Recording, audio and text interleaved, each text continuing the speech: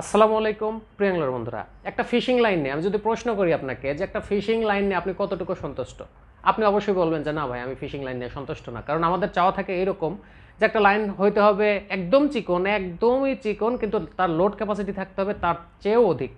এটা কি কখনো সম্ভব? সম্ভব না, তবে এর কাছাকাছি হইতে পারে। তো একটা লাইনের যে যে সমস্যাগুলো, যে যে গুণাগুণ থাকলে একটা লাইন কেনা উচিত, তার মধ্যে প্রথমত হচ্ছে লাইনের নট স্ট্রেংথ।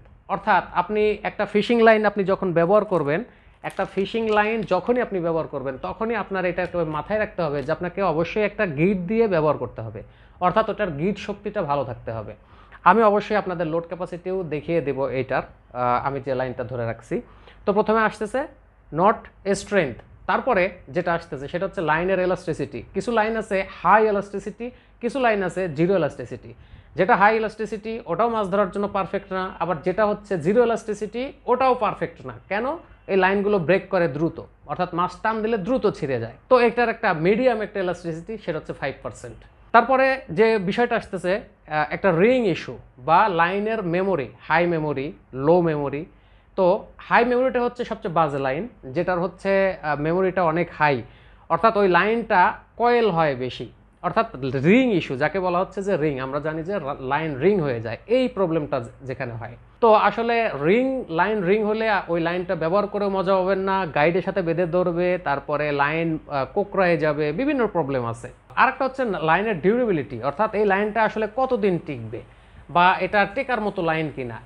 এখন একটা কথা বলি আপনাদের, মনে করেন যে এই যে বিষয়গুলো যে আমি বললাম, এই টোটাল বিষয়টা যদি আমরা একটা লাইন থেকে পাই তাহলে কেমন হয়? তাহলে আমি মনে করি অবশ্যই ভালো হয়।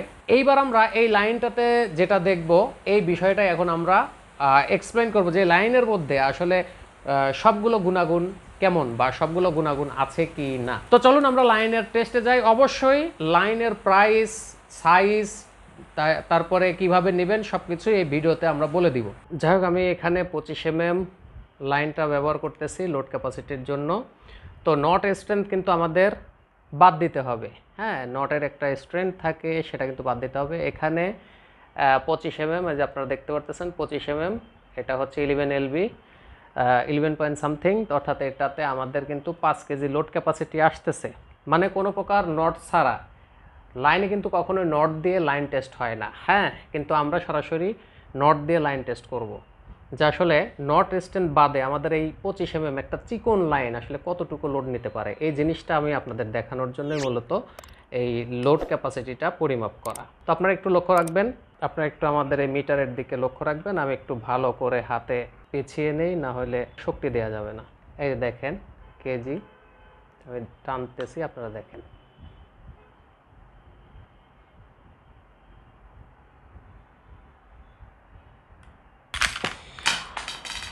যাই হোক, কততে উঠছে এটা আপনারা দেখতে পাচ্ছেন। আমি আবার একটু ভিডিও স্লো করে দেখাচ্ছি, আপনারা ভালোভাবে দেখতে পারবেন যে আসলে কত কেজিতে এই লোডটা উঠেছিল।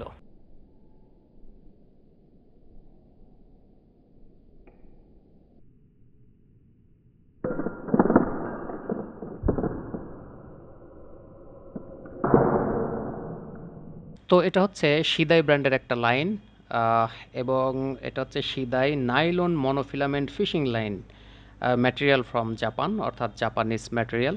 সবচেয়ে বেশি সেল হওয়া লাইন হচ্ছে আমার এই সিদাই। তো এই লাইনটা সবচেয়ে আমার বেশি সেল হয়েছে, এবং এর কনফিগারেশন আমাদের কাছে একদম 35 mm পর্যন্ত আছে। এখন যেটা টেস্ট চলতেছে এটা হচ্ছে 0.25 mm, 11.37 LB, যেটা কেজিতে কনভার্ট করলে হয় হচ্ছে 4 কেজি। তো আপনারা এখন এখানে দেখেন যে আসলে এটা কীরকম লোড নিতে পারে নট সহ। কিন্তু এখানে যে কনফিগারেশনে কিন্তু নট ছাড়া লোড ক্যাপাসিটি দেয়া থাকে, কিন্তু আমরা নট সহ আপনাদের লোড ক্যাপাসিটি দেখিয়ে দিচ্ছি। তো 3-এ উঠে গেছে 3 কেজি, 3 কেজি, তারপরে 4 কেজি, 4 কেজি ব্রেক করে হচ্ছে 4.8, অর্থাৎ 4.8 কেজিতে গিয়ে লাইন ব্রেক করেছে। তো আপনারা বুঝতেই পারছেন, এভাবে সরাসরি লোড ক্যাপাসিটি দেখিয়ে কেউ আসলে লাইন সেল করবে না। তো এটাই হচ্ছে এক্স্যাক্ট লোড, লাইন লোড। তো যাই হোক, আপনারা দেখতে পারলেন এটা লোড ক্যাপাসিটি। তো এখানে যে লোডটা নিচ্ছে এটা হচ্ছে আমাদের 25 mm একটা লাইন। তো এবার আমরা প্রাইস সহ এবং এই প্রাইসগুলো টায়ার উপরে প্রাইসগুলো একটু ভেরি করে, এই প্রাইস সহ আমি আপনাদের জানিয়ে দিচ্ছি এবং লোড ক্যাপাসিটি সহ। তো প্রথমে আমরা নিলাম হচ্ছে 25 এটা হচ্ছে 11.37 LB, যেটা 5 কেজি লোড হয়। এটার দাম হচ্ছে 550 টাকা, 550 টাকা। এটাতে বলে রাখা ভালো যে প্রত্যেকটা এরকম একটা চাকাতে 150 মিটার লাইন থাকে। এই 150 মিটারের দাম 550 টাকা। যাদের হচ্ছে 300 মিটার দরকার, জাস্ট এর সাথে আর একটা স্পুল নিলে, পরপর নিলে একদম 300 মিটার হবে, এখানে কোনো ছেঁড়া ভাটা থাকবে না। অর্থাৎ প্রত্যেক বক্সে 1500 মিটার লাইন আছে। তো এইবার আমরা দেখবো হচ্ছে এটা হচ্ছে 28 এটা হচ্ছে 13.40 LB, এটার হচ্ছে লোড ক্যাপাসিটি। এটার দাম হচ্ছে লোড ক্যাপাসিটিটা কেজিতে কনভার্ট করলে এটা হচ্ছে 6 কেজি। তো এটার প্রাইস হচ্ছে 580 টাকা। এটা হচ্ছে 30 একটা লাইন, 30 লাইনের লোড ক্যাপাসিটি হচ্ছে 15.60 LB, যেটা কেজিতে কনভার্ট করলে হবে হচ্ছে 7 কেজি। তো এটার দাম হচ্ছে 600 টাকা।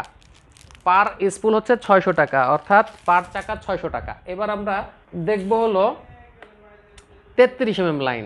এটা হচ্ছে 17.67 LB, এইটার লোড ক্যাপাসিটি হচ্ছে 8 কেজি। এটার প্রাইস হচ্ছে 630 টাকা। তারপরে আমরা দেখব হচ্ছে 35 এটা হচ্ছে আমাদের ম্যাক্সিমাম সাইজ। এটা হচ্ছে 8.9 কেজি, অর্থাৎ 9 কেজি লোড ক্যাপাসিটি। এটা হচ্ছে 35 এটার দাম হচ্ছে 650 টাকা। তো এখন এই যে এখানে যে লোডটা আমরা দেখতে পারলাম, একটা লাইন যখন 4 কেজি লোড নিতে পারে, তখন ওই লাইন দিয়ে, মানে পুল ওয়েট যার 4 কেজি হইতে পারে, ওই লাইন দিয়ে তার ডাবল অর্থাৎ 8 কেজি টাইপের একটা মাছ বা 10+ মাছ ওঠানো কোনো ব্যাপারই না। এটা একটা ফ্রি জায়গাতে, এই জিনিসটা আপনারা মাথায় রাখবেন। তো যাই হোক, যাদের লাগবে বাল্ক কোয়ান্টিটিতে আমরা নিয়ে আসছি, কোনো সমস্যা নেই। কেউ যদি হোলসেল নিতে চান অবশ্যই যোগাযোগ করতে পারেন, আর আমাদের রিটেল প্রাইস আমরা বলে দিলাম। তো দ্রুত যোগাযোগ করবেন, কারণ লাইন শেষ হওয়ার আগেই দ্রুত যোগাযোগ করবেন, সামনে সিজন। তো দেখা হচ্ছে নেক্সট কোনো ভিডিওতে। সে পর্যন্ত সবাই ভালো থাকবেন। আল্লাহ হাফেজ।